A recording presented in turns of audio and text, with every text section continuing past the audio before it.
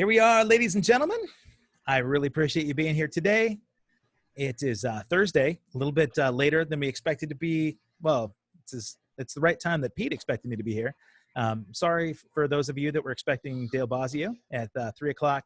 Some things came up with Dale, and we're going to have to reschedule. But by no means do we get a lesser show here, because my dear friend Pete and I had a great conversation the other day that just didn't get finished up in a couple of hours. So before he and I get started, I do want to say I appreciate the support from 5 Star Guitars.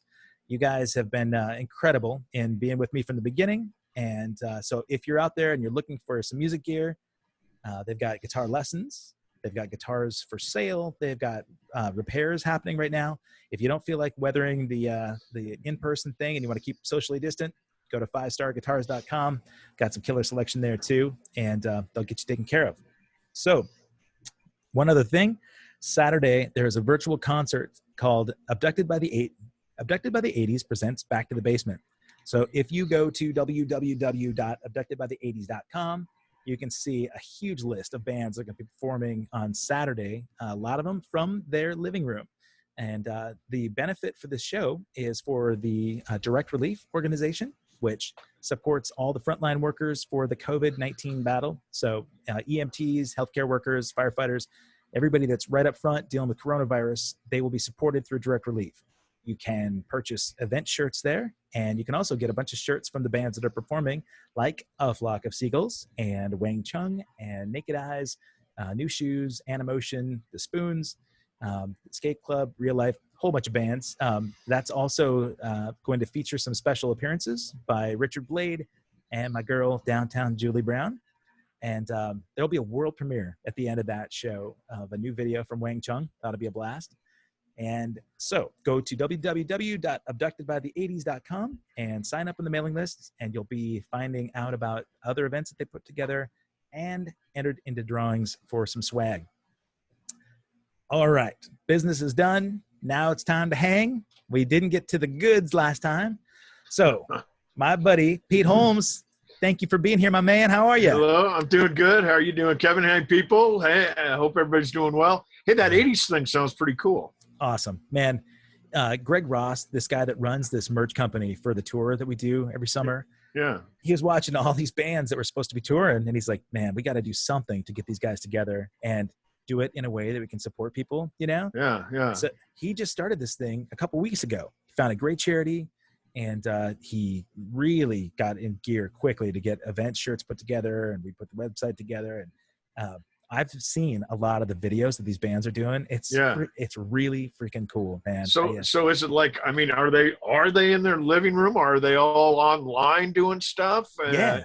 Wow. Yeah. So I won't give away too much, but like Escape Club, who I talked to the other day, these guys are in the UK.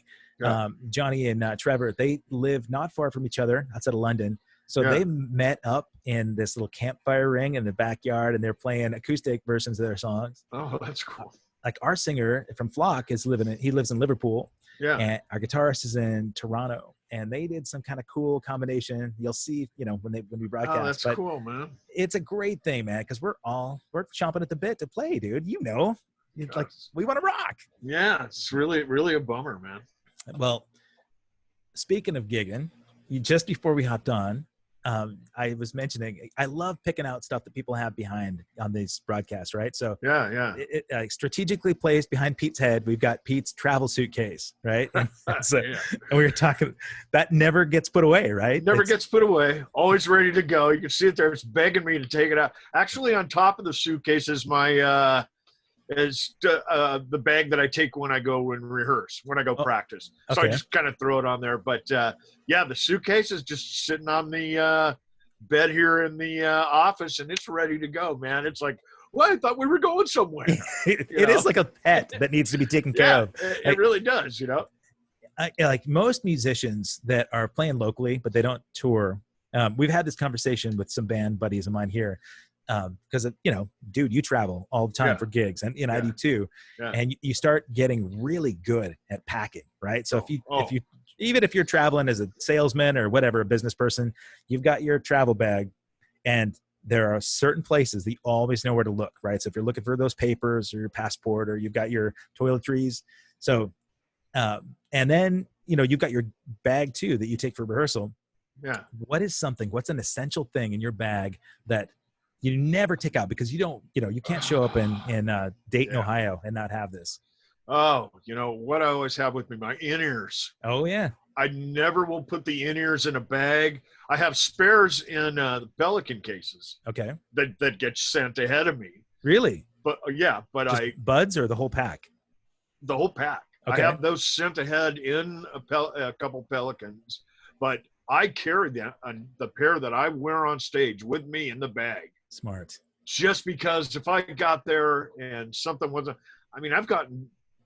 I've showed up at gigs in Europe, and showed up to a Shanker gig one time, and had shipped my pedals, and they're in the hard molded cases, the Tom Iron Cobras, and then they were laying wide open on the stage. The pedals were in them, but the straps had been cut, so there's no way they could have locked, and they had to have been cut at LAX because it was a direct flight. Right.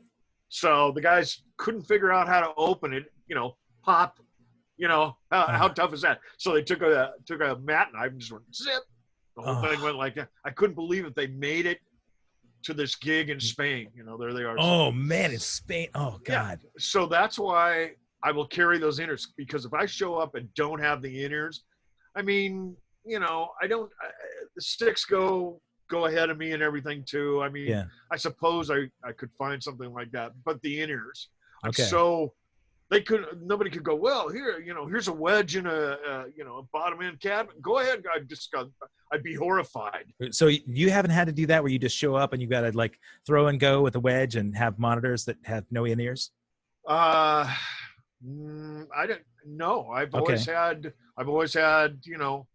a setup ready for me waiting to go. I've never just had anything that, maybe doing club stuff. But not on no arena gigs. No big gigs, no.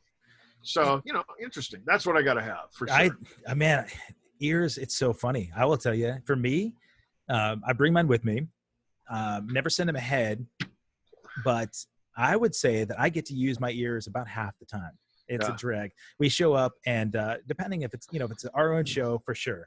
But if we're doing a big package show where we're doing, like half-hour sets, and we're sharing the stage with a bunch of guys, and I've got my dedicated kit, but it's frustrating because I want my ears, thankfully, like in Flock, I'm not singing. Are you doing any backups in these? No. All right. Because then you got, then it's a different thing. But listen, like I said, when I have one of my cases sent ahead of me, one case is dedicated to all that stuff, to my mixer, to my inners, to my setup, to what I need. And it's always on the, it's always on the stage plot that, I got to have this back there, and so all the plugins are ready for me. It's a real simple setup. I can set it up in, less than 5 minutes to be ready to go. Nice. So I couldn't use it I couldn't do anything else. I couldn't listen to a monitor. Okay. Because my ears are shot and it's too loud. Right. And so that's just specified. Our road manager is just like, it's got to be. If there's nothing else, that's got to be. So, nice. So I luck out, man. Big time. It's been that way for all the gigs. Shanker, RATT, Black and Blue. Like, Man, this is another thing too. Like, people might not know about all the stuff that goes in behind the scenes, right? So when you come to a RATT show, we'll talk about RATT in a second because we really didn't get into that. But you go to a Black and Blue show, you go see Shanker, whatever, and you show up, you're ready to go, and everybody's mind is set. Say Shanker, right? I want to go in and I'm going to see Armed and Ready. I want to see the band just like flying. But you don't think about all the logistical things that happen between load in and sound check and all the, like everything from catering, right? Because people have to eat, right? In the rider, you guys have specific things so for Pete, you've got to have X, Y, and Z backstage. So besides on stage with your stage plot, what else do you have backstage that's specific to Pete? Just to me, a lot of waters, Coca-Colas, a lot of towels. I usually show up Probably if load in is at, we usually load in is usually at 1. I Okay. usually show up at 1:30 and I'm Okay. watching the guys set up. I want to be, what else am I going to do? I want to be there. The other guys are at the hotel. I'm there. I kind of do this with every band, Black and Blue, everybody. Sure. And I make sure that the stuff's going up correctly. And I get to know the guys working. And, I just try to be a bro. I try to hang in there. And, then if I see something that's not right, or if I want to change something, or if when I was playing last night, I thought, oh, you know what? That's coming loose. I got to remember that. I can address all this stuff with under no pressure. Sure. Because with RATT, we will do sound check usually between 4 and 5 in the afternoon. Okay. So I know those guys aren't even going to be showing up until about 3:45. So if I'm there at 1:30, yeah, I have a lot of time to play. I have I'm usually carrying the same kit. Of course, if we're doing fly-ins, I'm not, but it's always the same drum set waiting for me. Same sizes, brand new heads every time, everything ready to go. So, I get the chance to do that. And I'd want to be warm and have played a little before those guys show up. For sure. I'm glad you talked about the set. You said pretty much the same kit. So you do a fly-in. That's another thing people don't think about. When you're doing fly-out day, it's not like you're shipping your Tama kit out to the next gig. You send out a stage plat. You say, all right, I need Tama drums. Yeah. These are my setup. So tell me about your configuration. Configuration is always the same. Sometimes I can't get 24s. I've been playing 24s by 18s, big bass drums. Yeah, 24-inch kick drums. For anybody that doesn't play drums, we're taling about drum sizes right now. Just so you know. Yeah. Two drummers talking, man. Right. This is that's right. 2 24-inch kicks. I play up front, up top. I play 10 and 12. On my left, I play a 14. On my right, I play 16, 18. Okay. And an array of cymbals, a bunch of cymbals, a lot of stuff to hit up there. And that's always my drum configuration as far as the drums go. On my kit, I have a few extras. I like this year, I had a lot of weird stuff, gong drums, and it was just going to be this abstract. I wanted to get away from I'm always trying to get away from that normal looking setup, that rock setup that everybody kind of has. I mean, it suits everybody well. That's why you play it. You get the ride low and everything's kind of in front of you, blah, blah, blah. But I don't mind straining to hit a few things for it to look cool, for it to be a show, Right. I don't want to sit there and just be the happy guy, You don't want to be the happy guy? No, I want to look like I'm hurting a little bit. Like, that's making me work. So, it's so that setup is always there for me. Those sizes, new Evans heads, ProMark drumsticks. Okay. Evans, ProMark, Tama, and then who are you playing for cymbals? Zildjians. Always. How long have you been with Zildjian? Jeez. Well, I got the deal with Mike Morris, and I've renegotiated with them several times. I think my first deal was probably 85. Wow.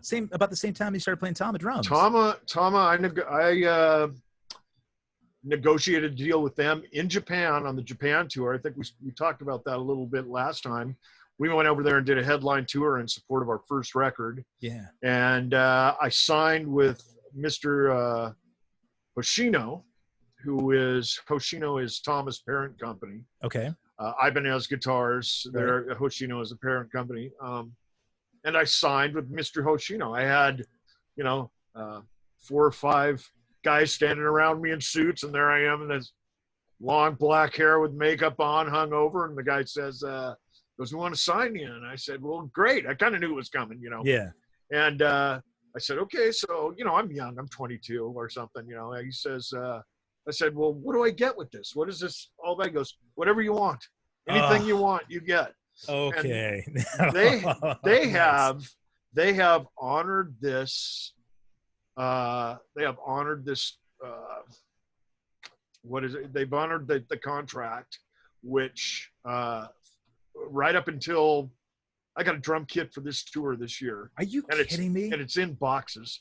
It had to get went into a truck, and it was going to get ready for this tour we're going to do, and it went to the storage, and there it sits in boxes unopened. Do you have storage at Mates or something there in LA? Oh, no. I have my own. Okay.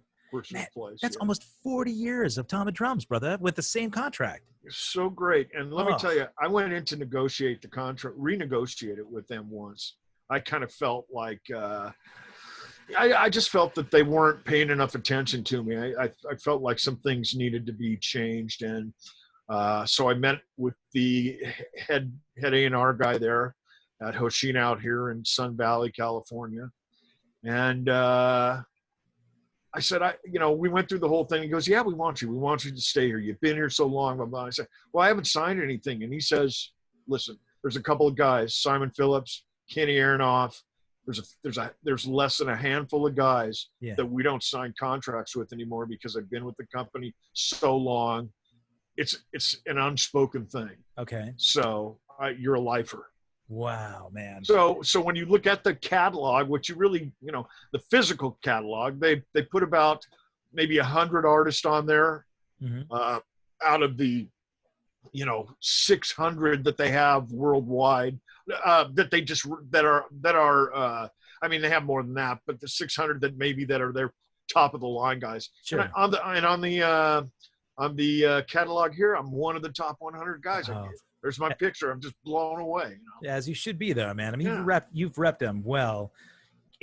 This is also something that people don't talk about very often, but endorsements. When people get an endorsement deal, and so Mr. Hoshino signs you with the Tama deal, and you say, what comes with that?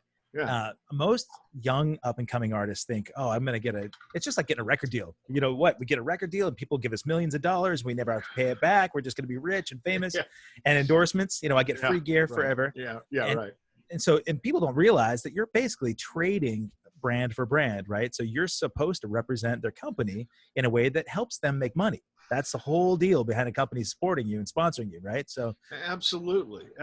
I mean, and if you're smart, you'll go about getting the endorsement in a way that the endorsement is with you and Tama, not Black and Blue and Tama, not RATT and Tama.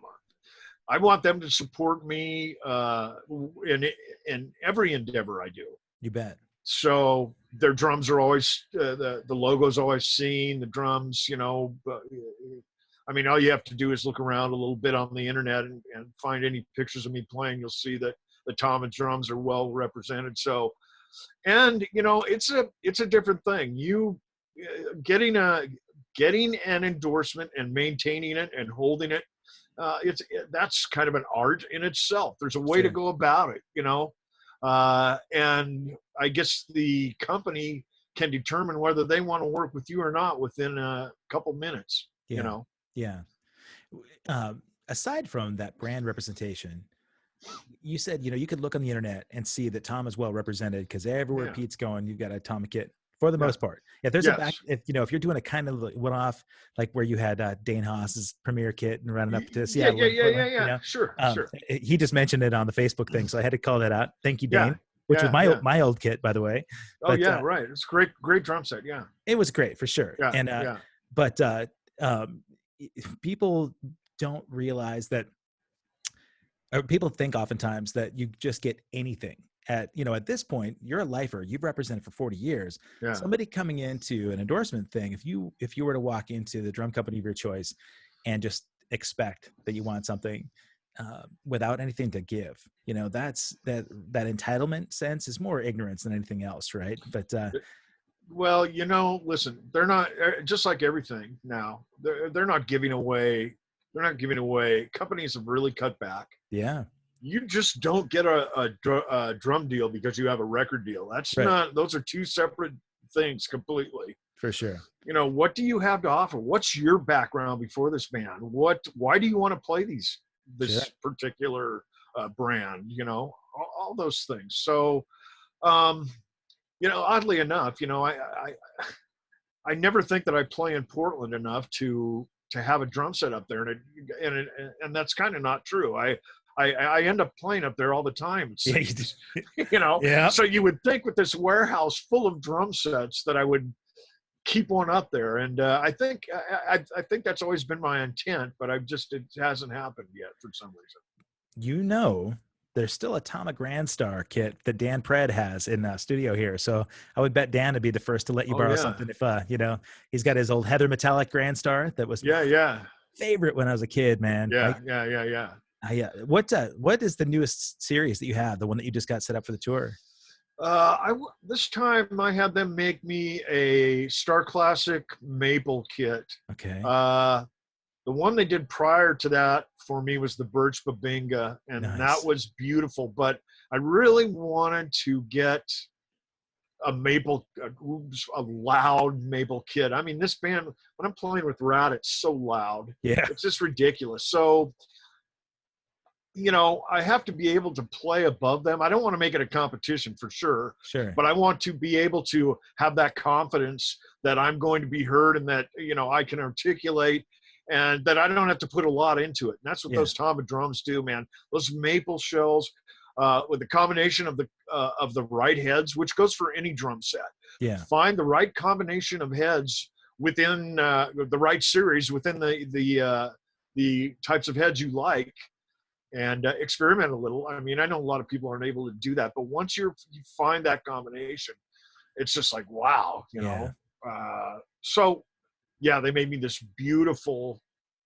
It's almost a white pearl, solid white racing stripe. I forgot what it's called, but it's a racing stripe. It's a racing stripe down the center of the drums. Nice. And it's silver sparkle. Nice, top of the line. I think their top drums are star drums at this point. Right. Star Classic is just under that. I wanted the Star Classic because I wanted that maple. I wanted that finish. You bet.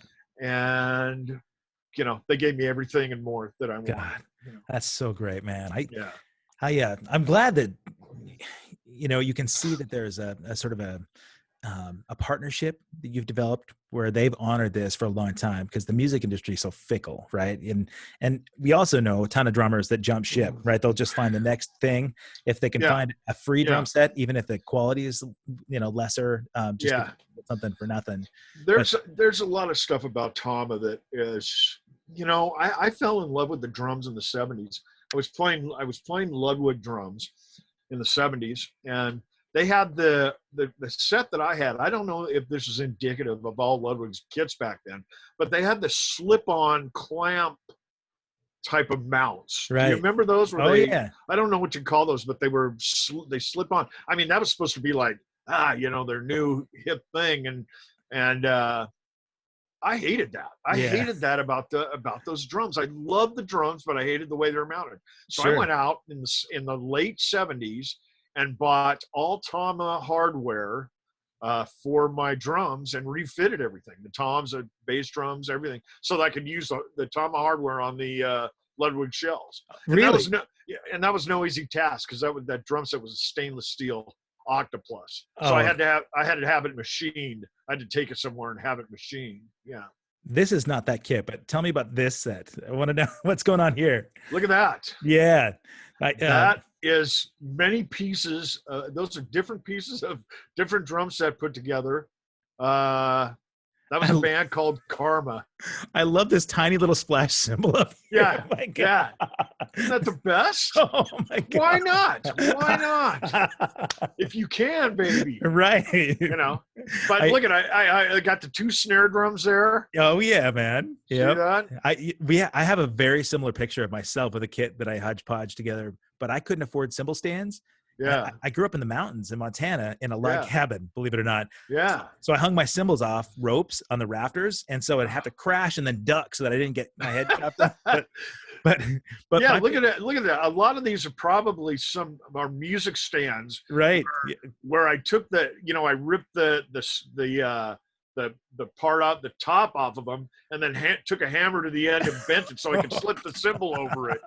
I love it. There's no way. This has got to be another kit back here, right? There's no way that's okay. Yeah, there's another drum set. We were opening for Marty McRae's band. I don't know what year this might be, like 1976 or something. And Marty actually sent me this picture for prep for this. But my favorite thing about the whole thing is that if you notice, Pete's up front. You got the guitar stuck in the back. Yeah, what's it got? I think I'm doing a drum solo. Oh, okay. So he had no place to go. Yeah. And they stuck him back there. Oh my God, I love that, man. Yeah. That's like the reverse Yngwie, right? So yeah, right. Because all right, so let's talk about that. You did the Yngwie gig a little bit, right? I did a little bit. A lot of that got misrepresented because Black and Blue had done a couple tours with Yngwie. Okay. So somehow the I don't know how it got out there. It's that I did a bunch of shows with Yngwie, which I didn't do. When I said to somebody said, the only way I can think it happened is they said, did you play with Yngwie? Or I said, or we played with Yngwie. Or yeah, well, I've played with Yngwie, and it wasn't that. It was simply us doing a couple tours with him. Oh, okay. But I did become really good friends with him. Everybody said, says all these things about him. Him and I got together or got along really well. And as I told you last time, I'm a big guitar fan. I'm a fan of guitarists. So sure. I'm kind of drawn to those guys that have the ability to come up with these great melodies and kind of take you on a journey, sure. Write the song and everything. So so I didn't actually go out on stage and play shows with them, but okay. So I don't know how that's the only way I can guess, well, yeah. I mean, when I thought of this guy as the guitarist and Karma in the back behind you, I've seen those, Yngwie gigs where the drums are set up behind the wall of amps. And that's just, to me, as a drummer, man, it's a little slap in the face, buddy. Yeah, but, I know. Well, when we did those tours, the Johansson brothers were playing, Anders right, and Jens on keys. Okay. And I became really good friends with both of those guys, particularly Anders, because he's a drummer. Now he's a drummer in Hammerfall, and, because we had a love for prog. We kind of were both into prog. That was Black and Blue, and we're playing this AC/DC style rock. And Yngwie was I don't know if it didn't hit me as so much as prog as it was the guitar virtuoso thing.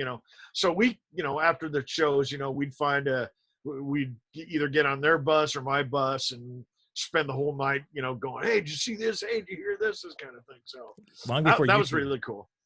Long before YouTube. Yeah. Do you notice when you're out touring with some of those bands now that you guys get together and swap YouTube stories and videos and kind of share some of that? That's kind of the new thing now that bands will say, oh yeah, like, did you see, this is what Zoltan Chaney's doing on the kit or whatever. Right. Yeah. I don't know. I had a bunch of old videos of Uriah Heep on VHS or on DVD, and I was out with Shanker, and we had a week off right on a beach in weather like this on the Mediterranean, and I think we were just on the border of France there or something. And we sat all we did was drink all day, and then drink and swim all day, and then watch these videos at night. We had the tour bus set up there, just running nonstop, AC going. So we put in all these videos, and that was really a really fun time for me to go back. And the lead singer at that time was a huge Uriah Heep fan who hadn't seen all this stuff. And I'd grown up, he was from, I think he was from Sweden. Okay. So I grew up in, Portland. So here's the connection. And it was just really cool to know that when I was digging this growing up, he was digging it growing up, and it was just international language, man, music. Yeah, really, absolutely. Yeah, for sure. I guess, you talked about how there's a misrepresentation of you doing the Yngwie thing. At that point, you were talking to me about all these other gigs you were doing as the Geffen guy, right? The go-to guy in the studio. Yeah. And you mentioned a bunch of artist names, and that's how the Ian Gillan thing came out, right? Yeah, that didn't come from that, no. Oh, it didn't? Okay. No. I missed it. All right. So, but I was going to ask you, I mean, your reputation was that, we need a heavy hitter for X, Y, and Z band, not just for Geffen, but we need a guy that's responsible and reliable. He can get the job done. Sure. So I'm guessing that's what led to the RATT thing eventually, right? About 5 years ago? It wasn't even that long ago. I've been with RATT for 2 years. Oh, that's it. Okay. Only 2 years. Oh, you were doing the one crochet thing before. I was playing with Juan. Yeah, That's we were what it doing was. a lot of rehearse, recording, and yeah. Okay. So, but that did lead to that. I was started thinking all these other bands that I've done stuff with. Geez, I'm going to forget what they all are now. I've done a bunch of did a couple records for a band called Black Symphony, Okay. which is a real progressive metal band.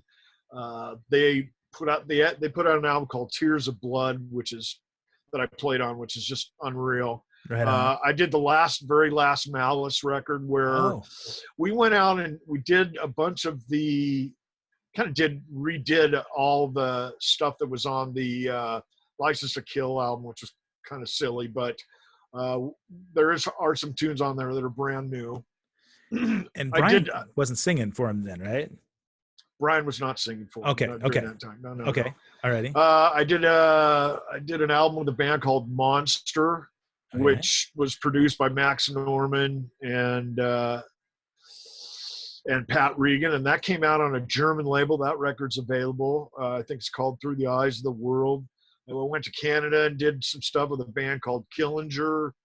We put out one record. They went on and did a tour. I didn't tour with them. Okay. Just I guess there's more, but sometimes I can't. Well, so when a band calls you like that, so say a band like Killinger gives you a shout and they said, "Hey, man, we need a drummer. We're not looking for a member. We're looking for somebody in the studio to come and get this stuff down." Yeah. You're the session guy, right? So you're negotiating. Do you negotiate a rate for your tracking? I do. It's a little different each time. It's sometimes it's per song. Yeah. Sometimes it's for the whole deal. Like a buyout for the whole session? For the whole thing. Okay. And if that somehow changes, like we go over time or something, we'll figure that out at that point in time. Sure. Yeah, it's all different. It's all different.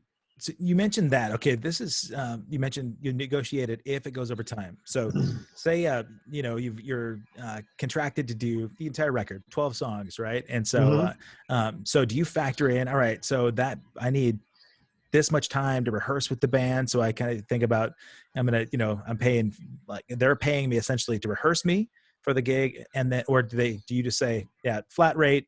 I know you said it's different every time, but when you say you go overtime, is it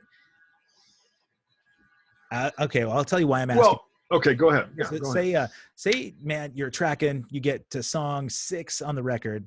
You're trying to lay down a couple of basic tracks for the day, and one song is just not clicking, man. Either it's you in the rhythm section, the bass player, and just for some reason it's just not vibing. Yeah. Maybe you got an off day. Probably not, but maybe it just doesn't feel right. And yeah, for sure.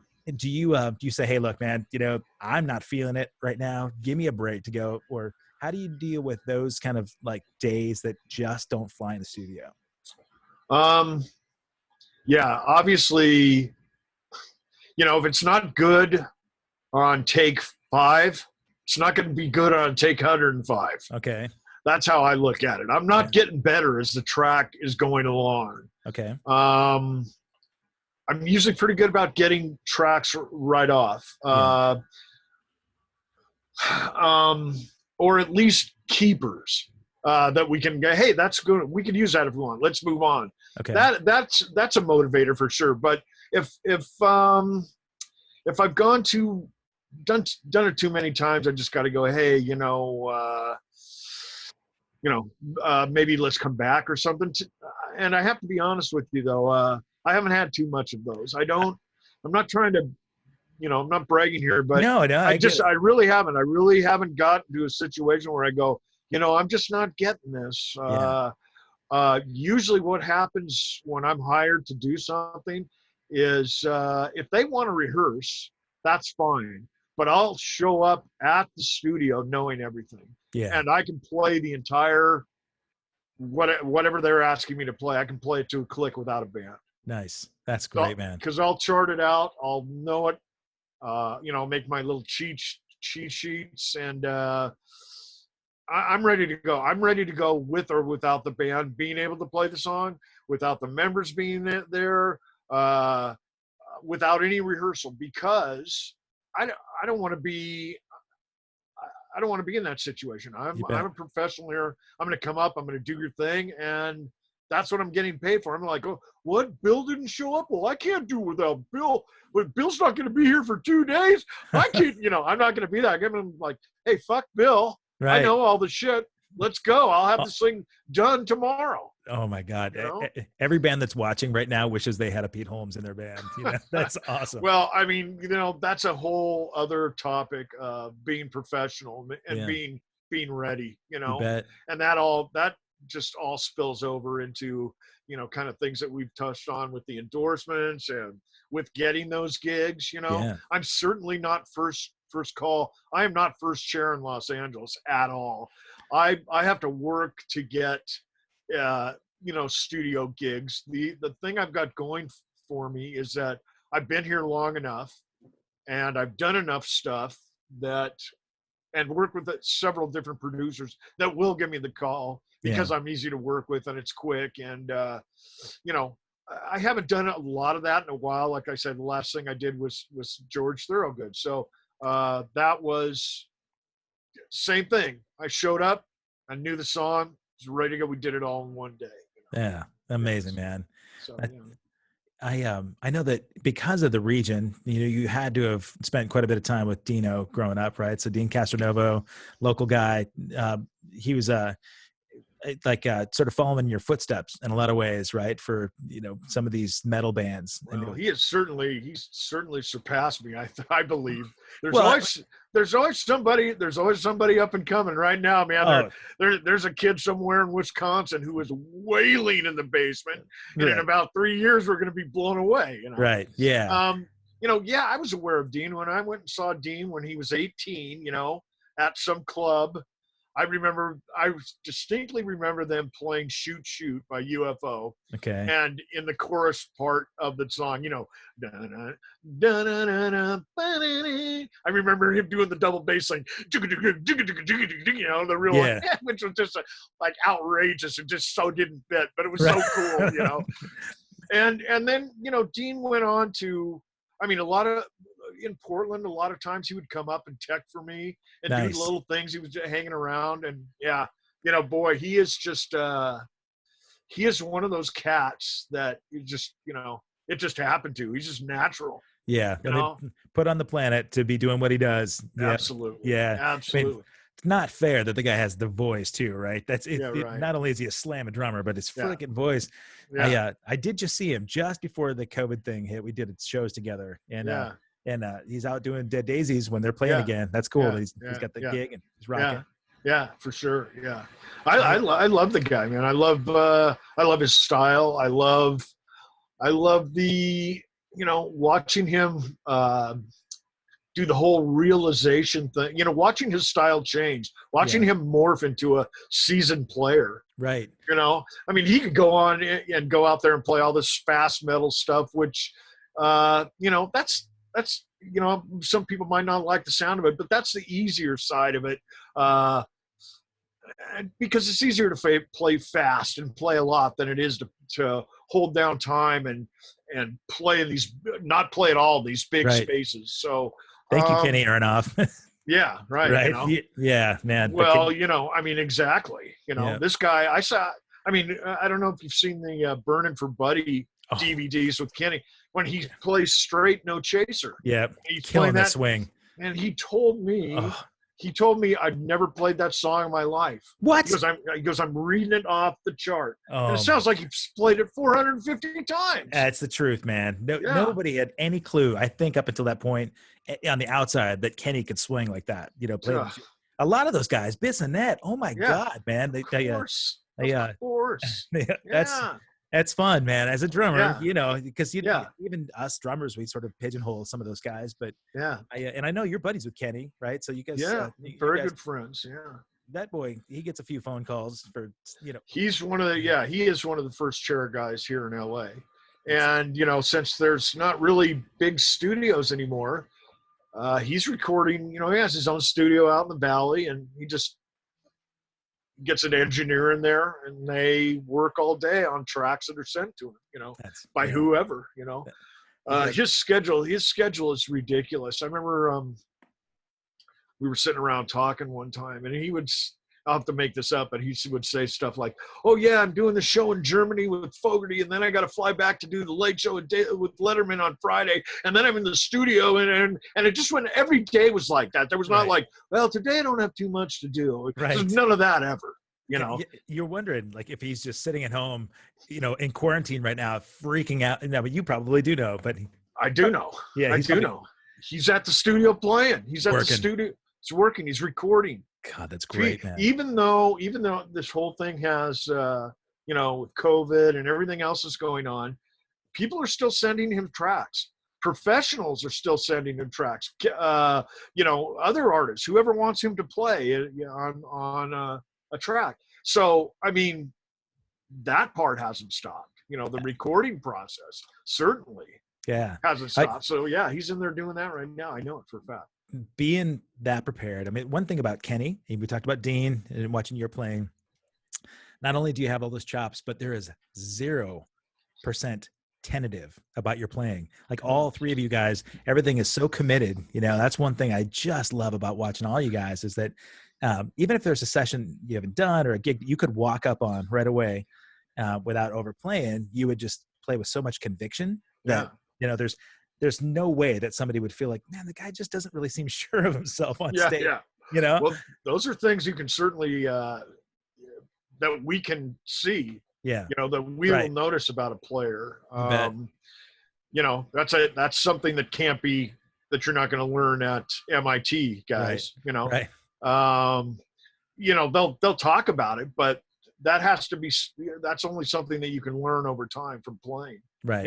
Is that you got to be a confident player up there, or else, there's going to be a train wreck or a possibility of one, and less likely to get called for the next gig, man. So that preparation led to all these opportunities for you. You had this gig that you had with Juan. So tell me a little bit about your connection. Like how did you and Juan connect and get together early on? Black and Blue did a lot of shows with RATT in the early days of the Sunset Strip thing, Mentioned rooming with KK, right? I mean, with Robin Crosby. With Robin, yeah. We actually he was staying at a house, in Century City, which is a big party house there, and we all just kind of crashed there when we were going back and forth from Portland to California. But I just kind of knew all those guys. We knew those guys before they got signed. We knew everybody before they got signed. We knew Motley and Wasp and Doc and all those. Nobody had a record deal yet, so we were all just out there, kind of, doing the same thing. And there didn't feel like a competition. There was just a bunch of bros all playing music. Yeah. It was very cool. It was really a different scene. So I've known Lon for 30 years or 40 years or whatever it's been, all those guys, for sure. And but Juan especially, as a bass player, right? I mean, you guys, of course. You got, the rhythm section vibe. And he's a super personable guy, so he's, not hard to get along with at all, Cool.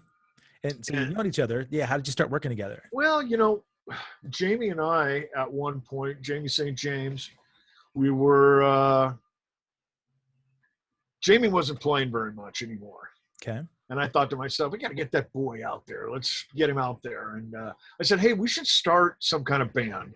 Let's start a band. Let's play a bunch of covers around LA, or I don't know what the exact premise was. But we said, okay, let's start looking for guys. He said, yeah, I'm hip. I'd like to do that. And we gave Juan a call, and Juan has just turned down everybody. He's just like, he didn't need to play with anybody. He wasn't playing with anybody. He was simply fine. He had been producing a lot of records. Really? He's done a lot of stuff. Yeah. Okay. Everybody from Love, Hate to Kiss out of his studio down there in wherever the hell he lives. I can't Palos Verdes right now. He was producing Kiss stuff? They came in, did some stuff. He did a Wow. bunch of, he's done a bunch of bands. Did a Jakey Lee record that I don't believe ever got released. Okay. Mitch Perry, same thing. There was a kind of like the thing I did with Geffen where I was playing with a lot of different acts. There was a record label, excuse me, overseas record labels are putting up a bunch of money for all these bands like Mitch Perry Band and Jakey Right. Lee, and so they'd all go to him, and he'd do the studio, he'd produce and engineer, and so Juan agreed to do this thing, to put this band together, and we got the cover band, and Okay. we got the guitar player from Love Hate, Johnny Love. Nice. So it was us four. So Okay. Jamie was singing. Jamie was singing. I was playing drums. Johnny was playing guitar. And Juan was playing bass. And with that kind of, with those guys in the band, that we were able to play quite a bit around LA. I'll bet. What was the band called? That was called Hard Rock All Stars. Okay, right on. And we played all over the place, and that was fun for a while. And the guitar players, Johnny left, and then who came in after Johnny? Robert Sarzo came in. Oh, right on. Rudy's brother came in and played for a while, and then he split, and Stacy Blades from LA Guns came in. Of course. And he was the guy for a while. So, but then the thing just kind of got tired, and I think that Stacy had his own gig going, and some other guys migrated off with him, and just kind of ended up being Juan and I sitting there going, "Hey, we like 10 minutes ago had a band. Now we got nothing. What's going on?" Drums and bass don't make a band. Yeah. Well, so we put together we did the Juan Crucier thing. Yeah. And that was just playing a bunch of RATT songs. He was singing that stuff, right? He was singing it because, he's a good singer. He could sing that. So we went around and did a lot of that. But that was a tough gig because really why we were doing that was we wanted to play our own tunes. Okay. But we needed the draw to get people out there to come see us. Well, it could have been a better, we could have had a better draw. It wasn't RATT. It was never meant to be RATT. Sure. And so we got people standing around, waiting for round and round, and then just like as the crowd thinned. Oh, and, so that kind of ran its course. Were you getting panned by that point by like the Blabbermouths and the Sleaze Rocks and all those sites? Like, not too bad. They were being okay because the band was really good. The band was really good.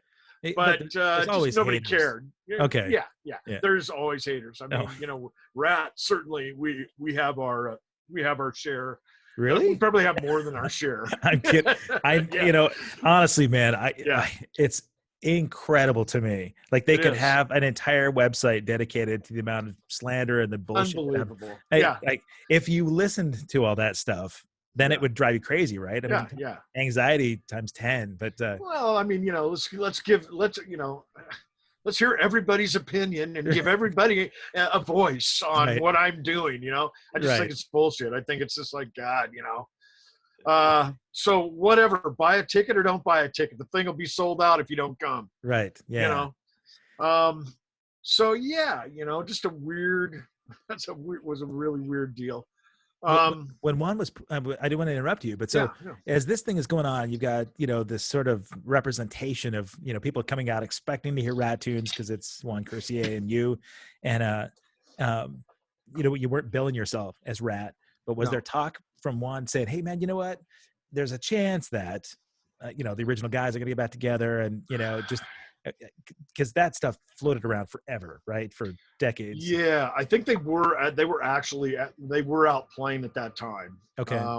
RATT was, or, they were a band. It was a band. They were out playing. And I know they were trying to get him back in the band. They were trying to lure Juan back in the band. They're going, hey, listen, you come back. We got everybody except Robin again. Right. And, let's go do it. So, I mean, he'd be crazy not to. Sure. So he retirement fund. Yeah, and some of the gigs that they were playing, so I'll get to that in a sec. Some of the gigs that they were playing were just unreal, like they're in direct support of Van Halen Right. in Europe and or Aerosmith or whatever. Huge gigs, nothing small. Right. So he went out and started doing that, and I was kind of sitting around going, well, I hope Shanker kind of gets his shit together, and Yeah. so we can go out here, because Shanker ran on a schedule that you could pretty much depend on. But so that's what went down with that. And then I was in Chicago doing a show with Shanker, and Juan calls me that day and says, hey man, we don't have a drummer. I don't remember what happened, or we need a drummer, or we got a drummer, but he's not one. Or he goes, we got offered these gigs, maybe it was something like that. We got to do them right now, and you know these songs from being out with the band. So, God, I just wish he knew I was out with Shanker. I'd been out for weeks already. But he made this stressful, wishful call, Yeah. I think, and I said, well, dude, I'm in Chicago. I'm about to play in like 4 hours, So, at that point, they got Jimmy DeGrasso came in. Right. And, they started. I don't know internally anything really about what was going on, but I know that they brought Jimmy in, and so he started working with them. What's the did lineup about a at year that there. point? I think the lineup was Juan, Steven, Jimmy on drums, Warren on guitar, and Carlos Cavazo on the other guitar. Okay, right on. Yeah, I wasn't sure how much Warren, had been doing the gig, right? Because that was some of the dissension that was happening, in some of the, rags about. Yeah. But okay, so Jimmy did those gigs for a bit, like touring, and Jimmy did the touring, and he did. They were starting to take off again, I guess, if that's what you want to call it. And then I think that what happened? Warren and what was the deal? Warren, I think that Warren and the other guitar player, Carlos, just didn't want to play anymore or something. Okay. I don't know the exact details. Like see me here trying to figure it out, but they didn't want to play, so they were going to audition guys. Okay. They needed to audition guys. Now it was just Juan and Steven. Okay. They're like, we got to, or Juan and Steven and Jimmy playing drums. Yeah. And for some reason, Jimmy couldn't make it to these auditions. Really? So these auditions were down here, and he lives up in, central Northern California. And he just couldn't, I don't know what the deal was with that either. Juan asked me, hey, we're going to audition these guys. Can you come in and play drums so we can just see how these cats are? I said, yeah, absolutely. So I did that for a couple times. You're the fluffer. It was a fluffer. Yeah. And they, I did a few, and then I was gone. I had some black and blue shows. I left. They had another guy come in, did some stuff. I came back, and, I can't remember, really don't remember how that all worked. But so they started auditions again. Okay.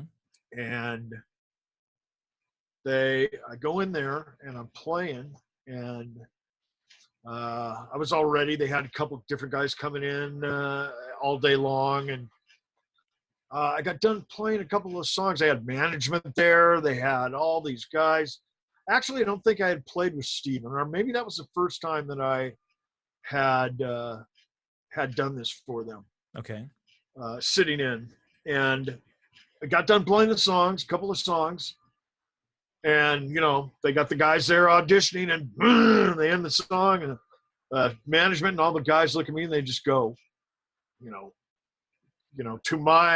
to luckily for me, and kind of embarrassing too, they go, Pete, that was killer, that was unreal, man. I mean, they just started going off. I mean, I'm kind of looking over at this guitar guy, and nobody's giving him any love. And Oh, no.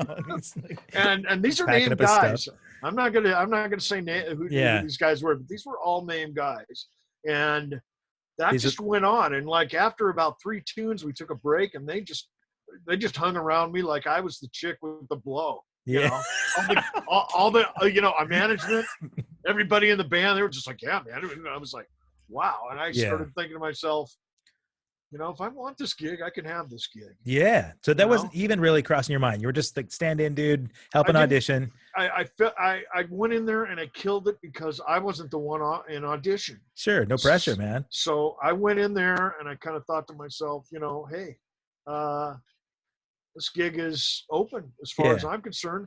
I'm going to put on a show right now. Hell yeah. So what were you auditioning in the band? What songs were you guys doing? Oh, we were doing. You got to do the hits, I'm sure. The iconic. Yeah. Around, of course, around.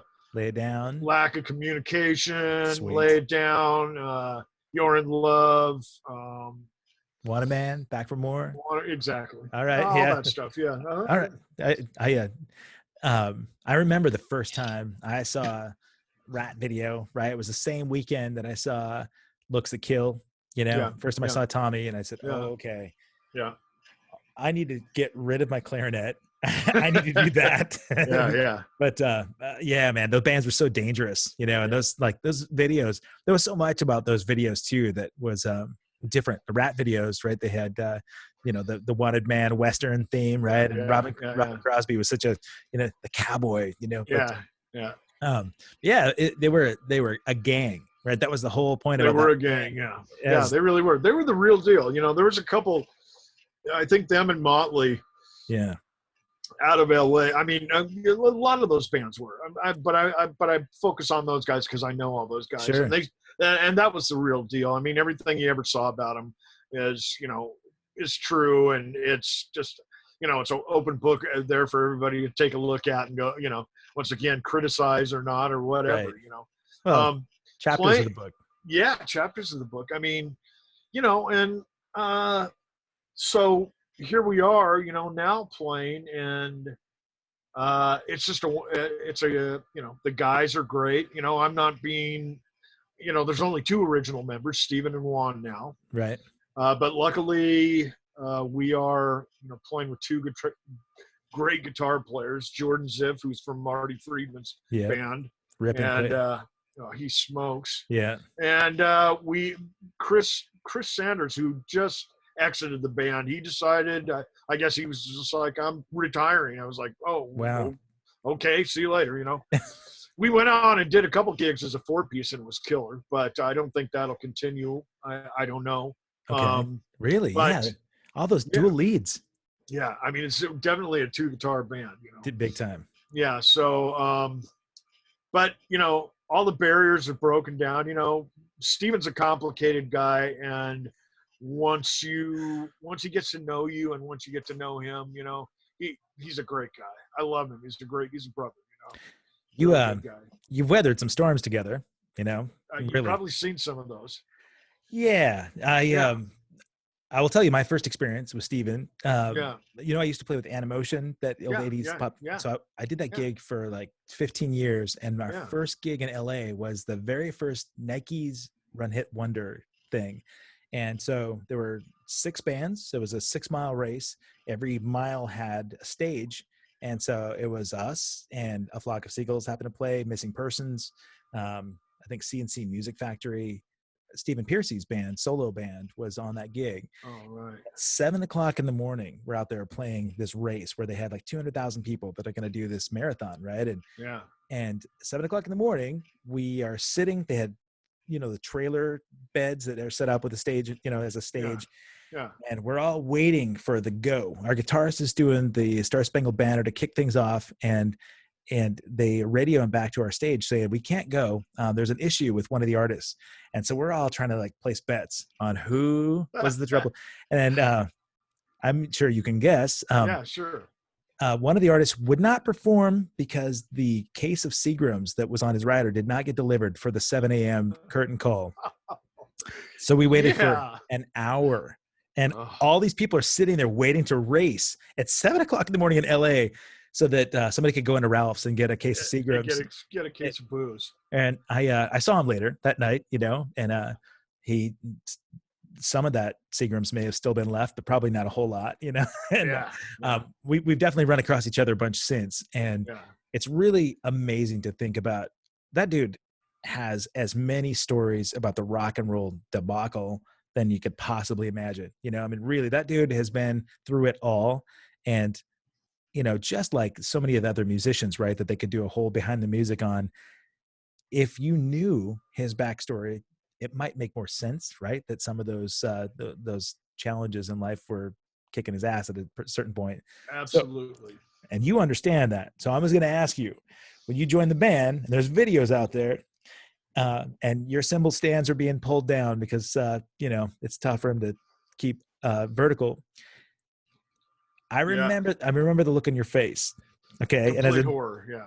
Well, no, man, I remember the first videos that were going around. Everybody, and I'm not trying to talk smack, dude. No, absolutely. It happened. Yeah, it did. And you would look like somebody's filming on their phone, but you're looking off stage away from Steven because you're just like, I'm doing my gig. And I remember being so proud of you because some people would lose their shit and they're going to throw their stuff and walk off stage. Right. Yeah. Sure. And it's happened. See a lot of those guys, but ultimate professionalism. It wasn't complete horror. Actually, you were like, you knew what was going on. You could feel your toms getting yanked halfway off the freaking riser. I saw stuff walking away from me. Yeah. But I was trying to imagine what was going on in your mind, right? You're watching the side of the stage. I don't know if you're watching somebody off stage, but you're like, all right, I'm getting through this gig. I'm doing it. What's the conversation like after? You walk off stage, gig's over. Is there even a point in talking about it? There really isn't, I don't think.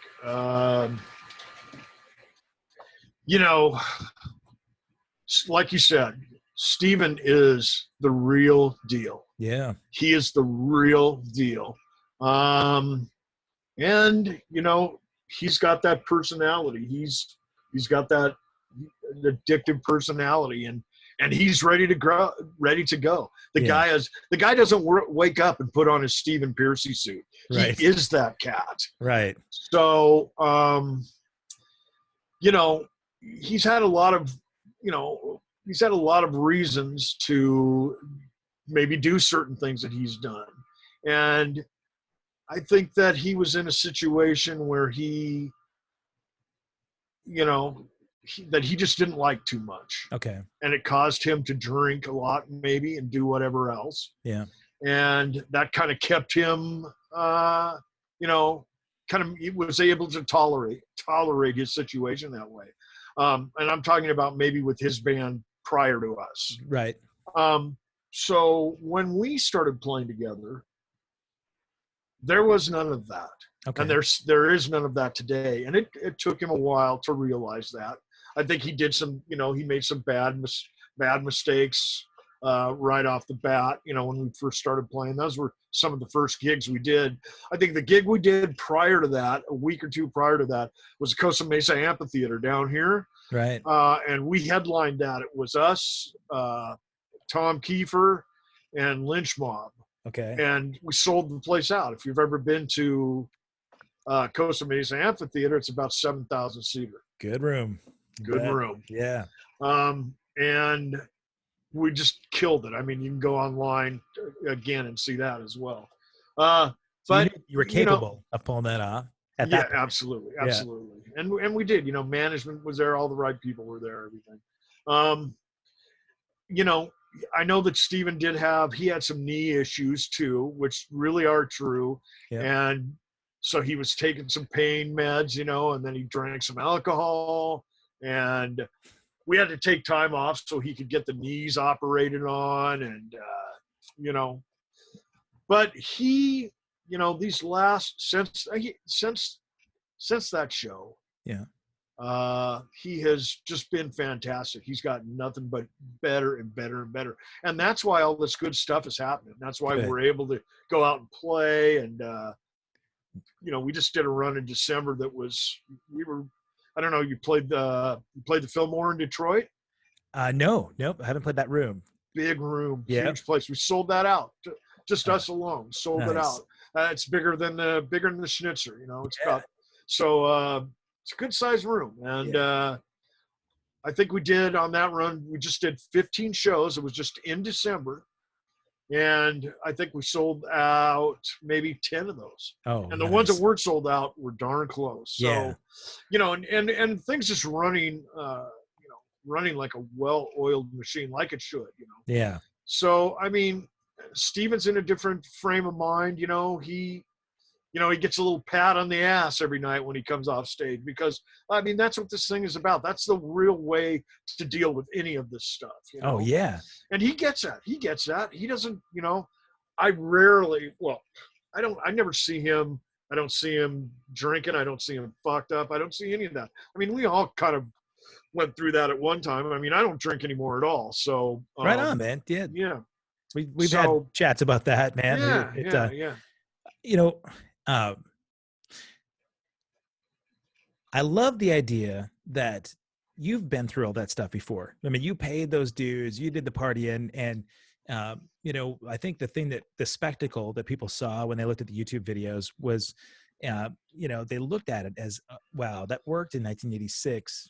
Maybe not so much now, but I wonder if, like, you guys, because you and Juan and Steven have enough history now, were you able to sit him down and say, hey, man, you know what? I'm committed to this thing, or did you feel like you had to have a heart-to-heart with him about your commitment to the band and maybe how much it meant?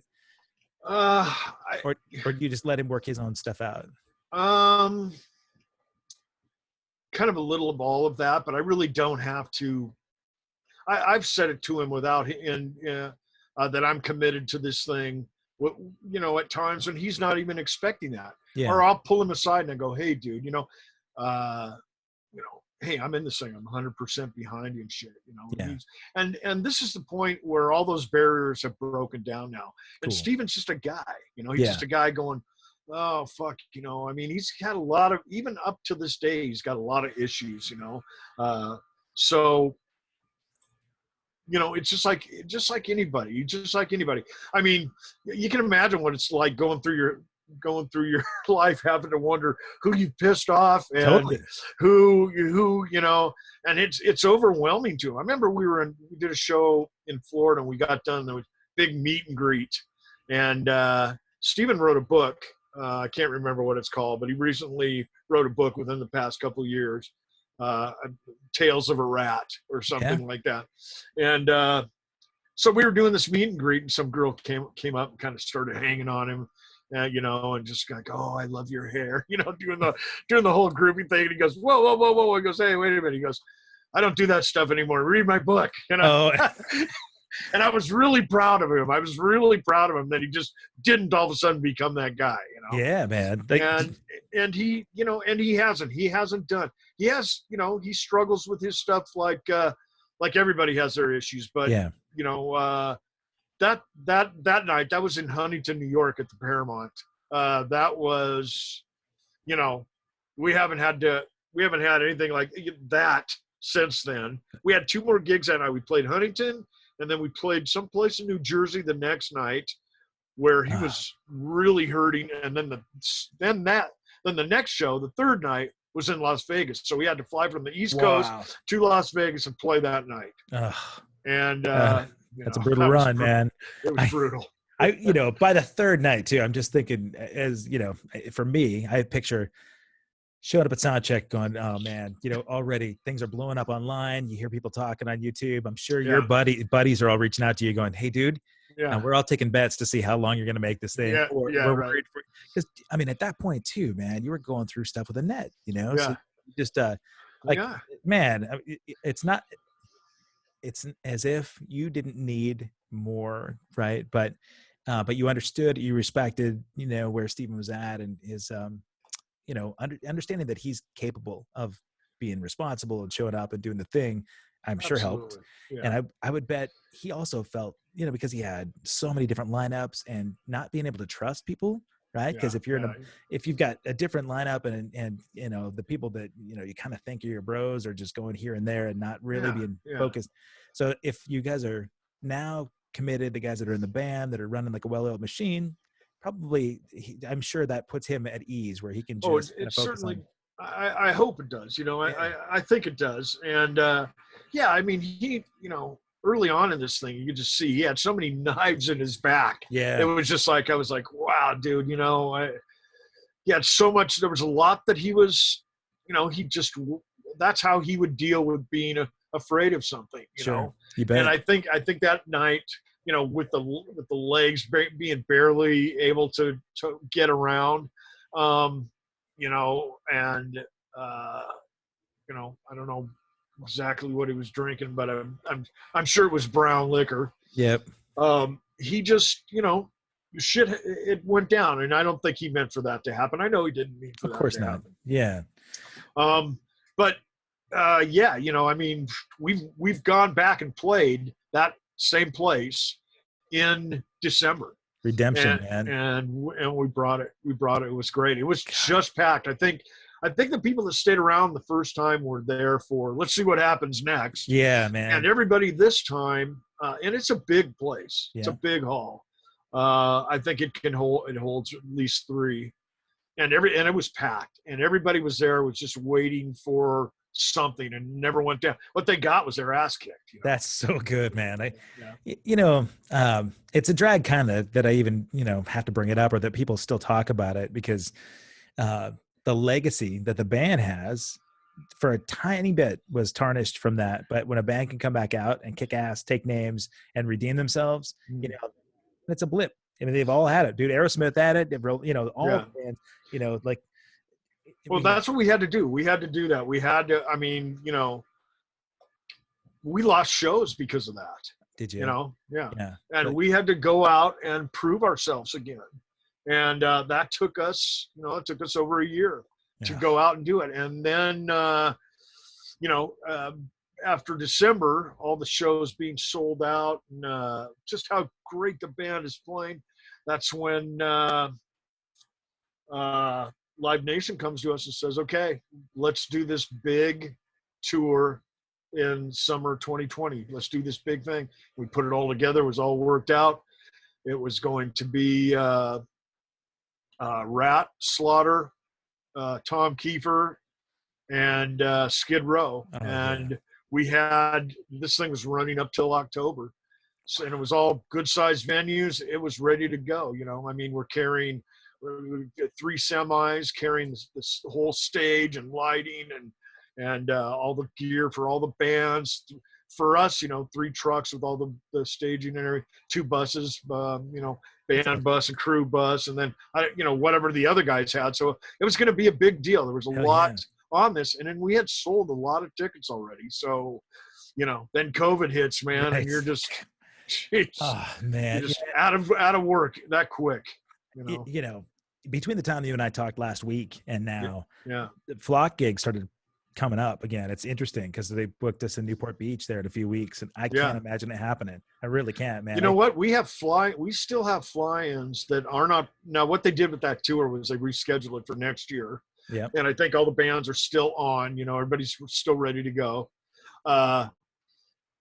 But also, when we're not doing that tour wouldn't run just exclusively. Nothing. We don't want to be out more than, I think 2 weeks is really way too long for us to be out. So we'll go out and do like a week and a half, just consecutive shows. We'll do 3 or 4 shows. And then what we do in between that, even though we're doing the big tour, we'll go do fly-ins. Nice. So we're always working. So those fly-ins, so we still have a bunch of those fly-ins that are ready to go in September and August, and they're still up. If you look at our website or some of the like Ticketmaster and stuff, a lot of that stuff has been postponed, but some of those gigs are still ready to go. So man, I don't know if it's going to happen. I mean, we're talking, we're still moving forward. Like, I mean, you have to. This is a business, just because we're not doing it, it's like, oh, okay, well. That's not how this business works. You have we have management and booking Right. agencies and so many people working for us, and all the work that we put into this, we still have to be moving forward. We Yeah. still have to go, It's not just the bands, man. Yeah, All yeah, production people that go along with it. Yeah, booking agents and production people and crew and yeah. yeah, all the way down to catering, man. I mean, all those people that are dependent on those gigs happening. Yeah. So I'm grateful that you've still got a bunch of those fly out dates because I'm hoping we overlap. I want to come see you play. Yeah, I'd love that. I'm dying to see you play the RATT gig. I really am, man. I think those songs are iconic, but Yeah, I'm such a fan of you playing. yeah. It's interesting. I was watching some of the people sort of churn through, that had seen you back in the day and knew you from early on. Lori Seaborg keeps piping in to say hi. So yeah, Tell her hi. yeah, man, she's a big Yeah, fan. hi, And Lori. she's a sweetheart. My friend Jana, she said before Pete, obviously, she saw RATT when they played Barnyards in Northridge Wow. and country club Yeah. gigs. Oh yeah, yeah, sure. Man, I was, you were talking about Tales from a RATT, Stephen Piercy book. Yeah. I thought, the Dirt sort of made Motley, they brought them to the sort of rock documentary forefront. Yeah. And I'm sure you've read that one. It was one of my, but every one of those bands, I bet Black and Blue could have a version of the Dirt that was exactly the same. And RATT. Yeah, you could, sure. Oh my God. We just went, you just went for it. Yeah. How could you not be in Hollywood in 1982, 83, when it's just raging? I mean, it is absolutely raging. And it's just, I mean, everything you heard about it, that's what it was like. And just partying every night and just going to, especially, I don't know, especially, but I know certainly for us, being from Portland, we were just able to kind of take it up a level in a partying sense. It was a whole new thing. It was a new world. You can show them how the Northwest does it, man. Yeah, show up in your flannel and your spandex. Yeah. So the flannel, spandex, walking boots. God, man, I love those old pictures from you guys. I still have actually the first Black and Blue on vinyl, my first copy from back in the day. Yeah, I've got, and I think we talked about it last time. Without Love is my favorite of all the records, man. Yeah, just for sure, start to finish. Mine too, for sure. Yeah, I was thinking. You asked me last time. I mean, I when we got down here and got the deal, I made it sound like it was kind of easy. Really, we had a following when we got down here, but we really had to still work. We had to do the club thing. I did remember that we, Don Dawkins took a big interest in Black and Blue. So we did some recording that he kind of produced, and that got onto KLOS down here, local rock radio. And that got in heavy rotation. That helped us out a lot. So there was a lot. There was a lot of work that we still had to do. Us having a following and coming from Portland, was certainly a plus, but that wasn't, that wasn't everything. Wasn't a gimme. Yeah. No, it wasn't a gimme. Just like we were talking earlier. Nothing is, man, really. But, well, the example that you set to be prepared, that preparation that goes into you being the guy, the band had to be there, right? I mean, you honed all those chops, you put everything together in Portland, and you delivered a finished product down there. Yes. So you showed up, and you didn't show up expecting the deal and to work your way into it. Yeah, man, to be a fly on the wall back in the day, to see that, it's encouraging to see what you've done. For me, I just love seeing guys that have earned it. When I first, I was desperate to go to LA when I graduated high school. All my buddies went. I was in Montana the day I graduated. My buddies went there to go to MI. Yeah. And I stayed back, went to college, and I was so depressed that I chose the backup career. Right. Yeah. Right. But in going back down there after, started playing with some, other bands, Glenn Sobel and I connected. Jennifer Batten moved up here, and I started playing with her. And I'm like, "Who is this dude on your record?"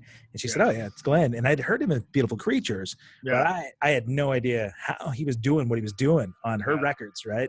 Yeah. And so I called him up and I said, "Hey man, I need to come down and just buy some lesson time, right? And just show me what you're doing." And we just hung. It didn't have anything to do with lessons. By the time I got down there, he's like you. We're just hanging. Yeah, totally. I remember him taking me out to like, the Rainbow and the Roxy and the, Key Club and Cat Club and just, doing the thing. Yeah. But what I loved about it was that, of course, everybody knows now the dude's got skills like crazy. Oh, it's crazy. But he would navigate through a room and everybody knew him. Everybody knew that he was a stand-up dude. He'd go up and shake people's hand, talk to them. It was never like he was on the make, like he was trying to work his way up. They just respected the fact that he's, he's a worthy cat to chill with. Yeah. And you love seeing that, like good things for our bros that have earned it. And, cause nothing comes easy, man. And for my son who's wanting to go to LA and be a musician and a rapper, he hadn't seen a lot of the hard work that went into everything I did, right, in the first 25 years of playing. Yeah. You see that, bigger gigs would happen with flights and money and he thinks, at first he would think that that's a gimme, right? And so I think having him see people like, Glenn, who have all those chops, they're not cocky, they're just confident, they've earned it, but they're easy hang. I told you, man, my boys got to meet you early on too. When you guys got your induction. I'm glad that they get to see characters like you, that are you represent well, man. So thank you very much. I feel the same way about you, bro. I mean, that's really the only way you're going to survive in this business. It really is, Yeah. Just to be the real, be true and be honest. And, God, if you don't have to lie about anything, and you don't have to keep coming up with new stories, right. And, just do your thing. This is a tough gig. I mean, certainly now coming to Los Angeles and playing, I mean, you really need to have something else, something ready for you when you come down here. Sure. I get a lot of kids saying, I want to move to LA and I want to, and I'm going to go. And I think I said, oh, no. I don't come down here, please. Yeah. Right. I said, look, I said, do you know what you're going to pay for I mean, where are you going to go when you first get here? What are you going to do? Right. Where are you going to go sleep that night when you get here? It is not cheap to live here. Yeah, no kidding. It's the most expensive place to live, I think, in the U.S. It's crazy, and there's opportunities are so few and far between too. It's not like it used to be. Yeah, it's not like that. There's not like you're going to clubs and there's guys rocking out looking for bands. I get kids all the time going, "Hey, do you know somebody looking for a drummer or a guitar player or so and so?" And I always say, "No, yeah, if I do, I'll let you know." And I come away from that experience going, "I don't know anybody looking for anybody." Right. Yeah. That just doesn't happen anymore. Yeah, man. It doesn't. I think if Pete Holmes hadn't gone down in 1982 to Sunset Strip, if Black and Blue hadn't taken off, what would Pete Holmes be doing right now? I'd probably be living back in Portland. Okay. Yeah. I'd be playing in Portland. I don't know what. I don't know what my plan to, fall back on was. I don't think I ever had one. I believe that, I believed from an early age that this is what I was going to do. I was able to see that. Yeah. I really was able to see that vision. And, so I'd be living in Portland, probably playing in my sister's house in her basement. She's telling me to get out. Get a job. Get the hell out. It's real, man. I love the conviction. I completely am with you. I believe for sure that you were put on this planet to play drums and be a band member, be a contributor on these records. And I'm really glad to see that you get these calls. You've earned them, man. You absolutely have. And I think I'm most excited to think that if we can overlap somehow, come out and see you rock the RATT gig. Absolutely. And, I'll be right up front, man. Horns high. Well, we didn't have on the schedule I saw. There was about 40 dates, and out of those 40 dates, there was nothing in Washington or nothing in Oregon. Yeah. Now I don't know why that is, and what you've had people say to you, "Hey man, play, book a show. And I have nothing to, you know, right, yeah. Hey, how come you guys aren't playing up here? Book a show. Why don't you guys play that? I'm like, man, Yeah. you know, It doesn't work that way. it doesn't work that way. I have nothing to do with that. You know, I go where I'm told. Yeah. You know, so I think we had, you know, the closest we got to Portland was Sacramento, but I'm hopeful that, you know, I don't know what's, you know what, I don't know, man, these last 2 years of my life have just been unreal. I do not know what is around the next bend. So Yeah. I hope that it really entails us just getting back to some kind of normalcy here so we can play. So many guys need to play. Everybody needs to play. Oh my God, man. When these gigs came up for like Cali next month and Kentucky in August and Catalina in September, you know, my first thought is like, man, it just probably isn't really safe for patrons. I really want it to be healthy and safe for these people, you know, and selfishly, I just cannot wait to play drums, man. You know, I didn't realize how much I need it in my spirit, you know. Yeah, you do. But this to me, man, I mean, this is as important to me almost as playing to catch up with my bros, man. Sure. It means everything. Cause you know, if we were hanging, we'd have a lot of the same conversation backstage, you know, where we could just chat about whatever, man, you know, Eric Carr and Ainsley Dunbar, you know. Well, you know, I think that, but the thing that's lost at those times is that, you know, every time I see you, you know, right, there's always another 200 people in the room with us.